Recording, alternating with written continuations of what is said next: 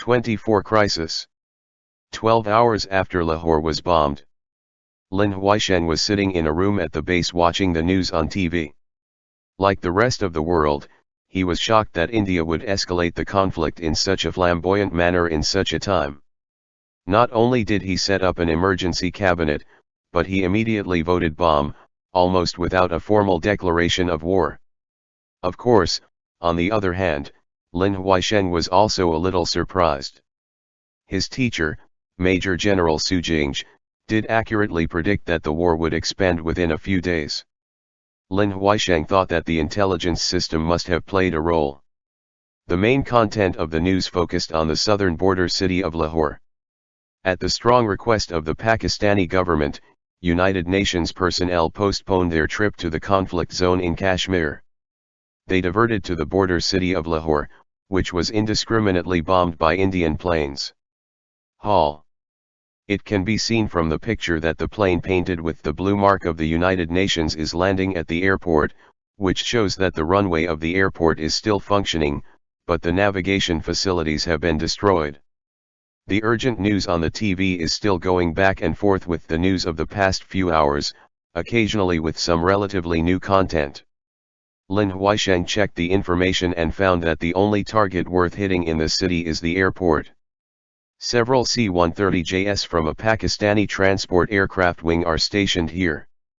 However, from the news footage shot by the helicopter, most of the explosion points deviate from the runway by about 1 degree.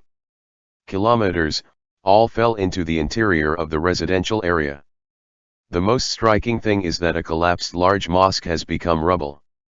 Lin Huaisheng saw a clearly visible big hole on a high wall that was still standing. It should be some kind of rocket help. The bomb that was pushed came out, and when the TV screen turned, you could see that a large area of residential buildings next to the mosque was also razed to the ground. A local was telling a CNN reporter in English that he was awakened by the sound of explosions in his dream, and then heard several explosions one after another. He believed that India used inhumane cluster bombs to cause such extensive damage. The camera lens moved in the direction of the local man's finger, and the ground was indeed covered with deep pits, and a wrecked vehicle rolled over in one of the large pits, almost without its roof. Lin Huaisheng shook his head. This is not something that ordinary cluster bombs can form. He guessed that it might have been caused by some kind of anti-runway bomb that destroyed the concrete runway, perhaps a Russian-made Baitab 500 bomb, but he didn't see any parachutes at the scene. Traces, he did not dare to make judgments. It is Lin Huaisheng's habit not to make judgments easily, because Major General Su Jingzhi is moody. Sometimes he will give high evaluations to the unfounded guesses of subordinates, and sometimes he will get a scolding in exchange. Lin Huaisheng admits that he lacks observation ability, so generally do not say that the view is not mature enough. He is now pondering that the target of the calibration should be the runway. It may be that the Indian pilots lack the technical means of night precision strikes, so they deviate from the target so much. Last night, there was a sudden power outage and then I heard the sound of a plane. We thought it was a plane landing at first, because you know the airport in Lahore sometimes has late night plane landings, but then the bomb went off. Come down. Thank God, my family and I are all right. Abdul Saif, a local resident whose house was blown off, was introducing yesterday's situation to foreign reporters. Is there a military base nearby? An AFP reporter asked in poor Sindhi, English subtitles below. No, I swear to Allah, there is only one police station in this town. The news screen switched to the factual commentary section of a foreign TV station studio, and a Sieting scholar who claimed to be proficient in South Asian strategic relations sat in front of the huge freeze-frame screen. Began to talk rhetorically. The big characters on the screen read, is a nuclear war in South Asia imminent? The whole world is asking why. Why did the Indian government suddenly lose patience and break the rules of engagement she defined by herself? This is almost the same situation as I asserted 2 weeks ago. One scholar began to say excitedly his foresight. Lin Huaisheng turned the volume to 0. He didn't have time to listen to these nonsense. Now he needs to think about his own problems. The war between India and Pakistan has escalated, so what will this have to do with the 4157B plan?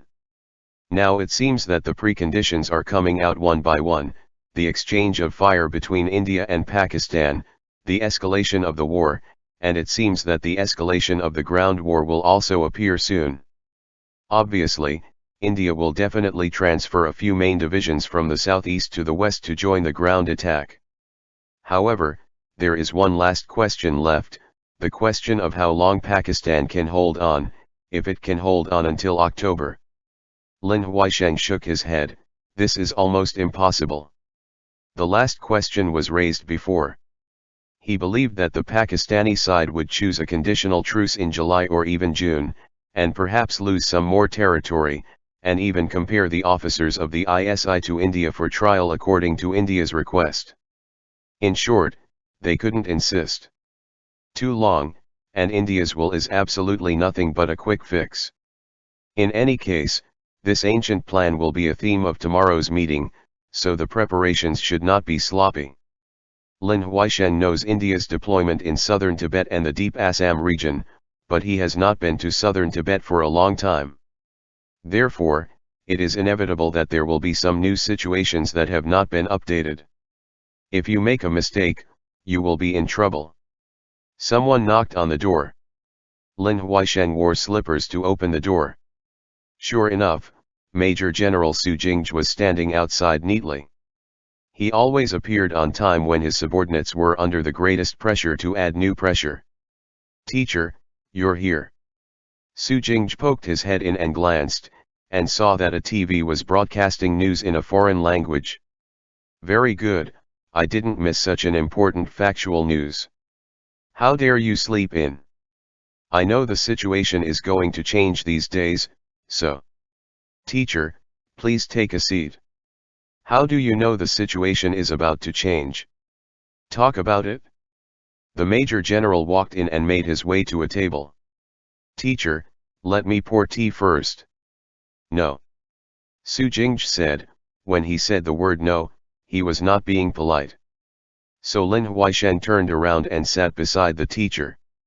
"Isn't that what you said? India is holding back the war. How can I dare to guess? You yourself have not guessed the direction of the situation. I just think that India will not act rashly. Now an emergency cabinet has been established. The degree of political mobilization has exceeded the state of the previous Indo-Pakistani wars, which is beyond my expectations." "Oh? You seem to be very close to the general views of experts from the Academy of Social Sciences. I just on the phone with researcher Gao. He said that he couldn't believe such a thing would happen." The Major General said with a smile, temporarily unable to hear whether it was a compliment or a derogation. "Teacher, why are you so sure that a war will break out?" "It's very simple: intelligence." "Intelligence?" Lin Huaisheng's tone seemed unconvincing, because most of the intelligence-gathering capabilities of the General Staff were focused on the deployment, designation, and weapons of foreign troops. Category these fields more in-depth, such as India's decision-making information on major policies and policies, even if the country has it, it is not something that Major General Su Jingj can access. After all, looking at satellite photos to identify missile sites is an entirely different field than peeking at the private speeches of heads of state. Don't stare at me with big eyes. After so many years, you are still at the level of a scout, thinking that lying on the ground and counting other people's firepower points is considered intelligence. Lin Huaisheng knew that now was not the time to defend. We have an intelligence exchange mechanism with the Pakistani side, and there are some sources in India's military region-level intelligence units, even the Ministry of Internal Affairs and the Intelligence Bureau. Oh, this is it? Well, a month ago, we learned that there would be terrorists attacking a city along the sea in India by infiltrating fishing boats. A month ago? The Chinese government did not notify India? Lin Huaisheng asked. It's not necessary, because the source of the information is the Ministry of Internal Affairs of India. That means the Indian intelligence authorities knew about the terrorist attack in advance, but did not warn the Indian government. Lin Huaishan was taken aback. "You are the most stupid of all my students." Major General Su shook his head and said, which was already his most polite way of expressing his disappointment,